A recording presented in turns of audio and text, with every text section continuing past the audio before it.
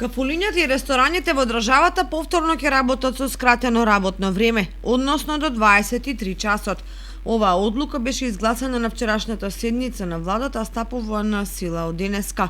Владата вчера ја прифати и препораката целата држава и јавна администрација, општините и судовите во согласно со принципот на работа и работниот процес, организирањето на работата да се одвива во смени или онлайн од дома, или пак редуцирано со системи на ротација во зависност од карактеристиките на работниот процес на институциите.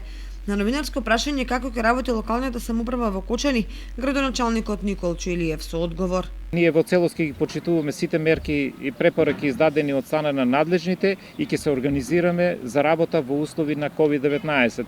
Ние се уште не сме разговарале внатре во општината за начинот на организирањето, бидејќи ова е нова вест, меѓутоа, како што реков, спремни сме да направиме организација со која што ниту еден граѓанин нема да биде засегнат, односно граѓаните ќе ги добијат сите нивни потребни услуги, а ние ќе се организираме на начин и на работа во услови на COVID-19.